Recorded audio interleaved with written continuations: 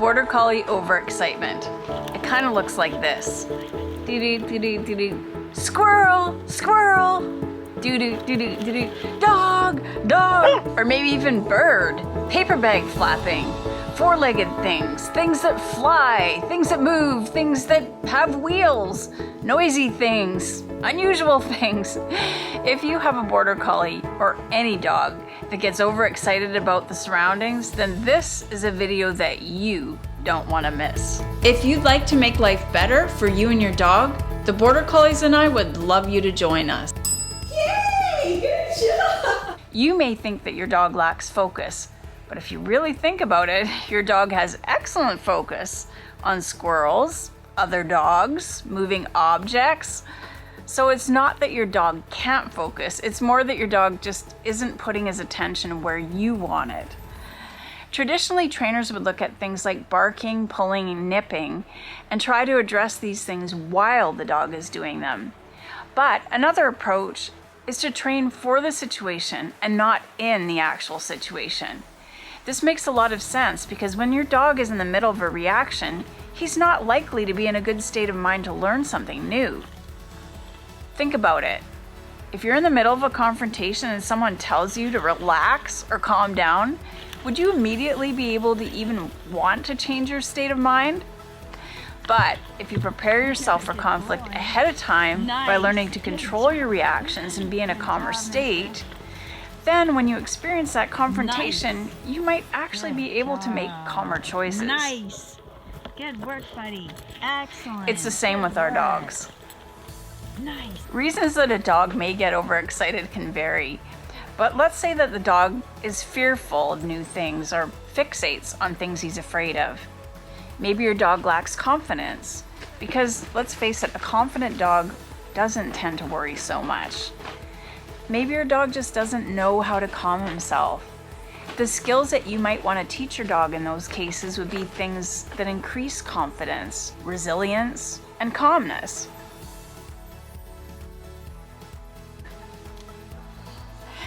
So let's take my young Border Collie Skeen. He had patella surgery at 5 months old, and he was highly restrained for over 2 months in order to properly heal. Once he'd recovered, he developed a tendency to become overexcited about a lot of things.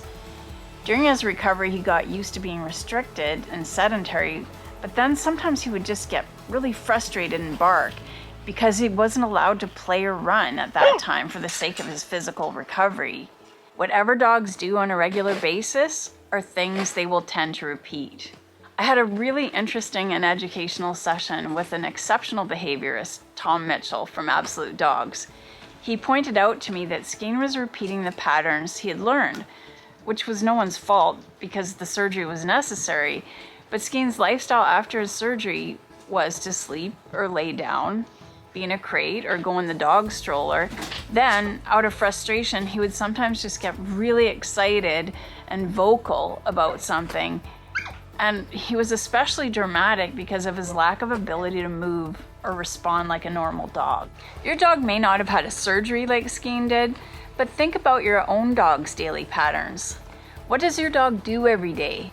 Maybe you do an hour of training, but what if the rest of the day your dog is in the yard barking at neighbors' dogs or chasing birds? Or what if your dog is with you in the house but he's staring at the cat or chasing light beams or barking at everything that passes by the window? Even though you may not think that you're training the dog, dogs tend to repeat the things that they do every day unless we change those patterns. Whether we realize it or not, dogs are learning 24/7.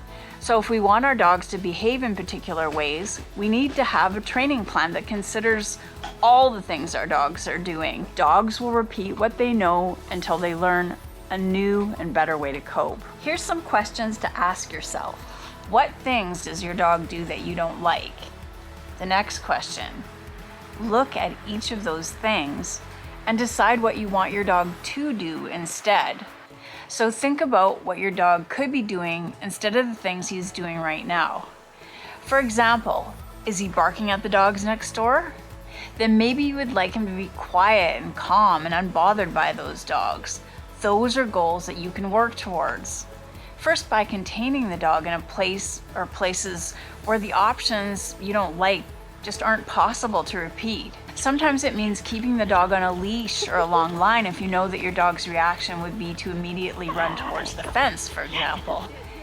You actually have the ability to influence and change your dog's brain and default patterns by preventing those behaviors, and you can set your dog up to make better choices. If you know that when you let your dog outside, he will burst out of the house, then don't allow that to happen.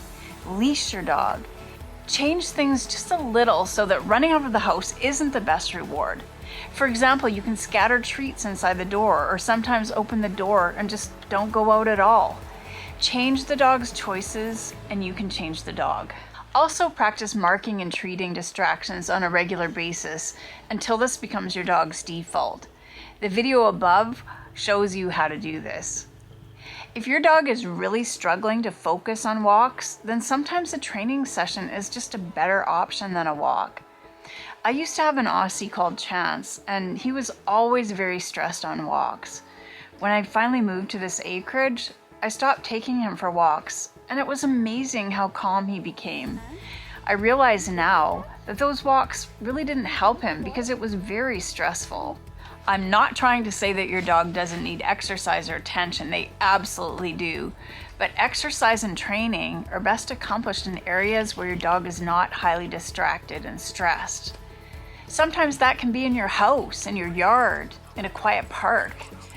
All too often we walk our dogs and are highly distracted. Not just our dogs, but us too. But remember, your dog's brain is being trained 24/7. So if you don't like your dog's behavior on walks, then consider doing a training session instead. I'll link to some videos at the end for some training ideas.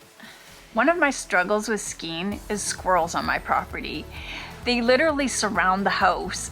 And so because I can't completely eliminate Skeen's exposure to them, I need to make sure that he isn't free to fixate or chase them when he's outdoors. This means putting him on a long line so that he can't run and chase, and just as important, catching his attention before he starts to fixate on them. This is a little tough to do at all times, but I do my best to prevent his reaction because I know that the more he repeats any behavior, the more he will tend to repeat it in the future.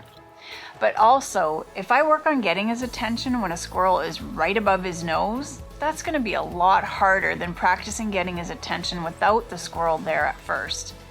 I can practice by marking and treating trees or fence lines where there are no actual critters around.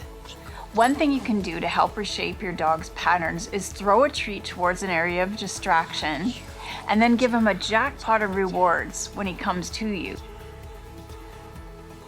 But make sure the distraction is not too much or this won't work. In this example, Skeen is very interested in the property next door because occasionally horses come by. So because I thought the field was empty, I threw a treat towards it and Skeen didn't show any interest. I found out very quickly why. A group of 3 cows came over to check us out. And this is definitely what you would call training in the situation and not for the situation. So I set the situation up again where there are no distractions in an area where Skeen sometimes hears the neighbor's dogs, and we will repeat this many times in different places. Rather than creating a disaster in my mind about Skeen's problems, I focus on what I can do and what I want from him. What do I actually want from Skeen? Rather than be on alert when he goes outside, I would like him to focus on me more and check in with me. I would like him to be less fearful and more comfortable with dogs and other critters. So I'll use a number of games and exercises to build up our relationship to make me more valuable than a squirrel, a horse, a cow, or the neighborhood dogs.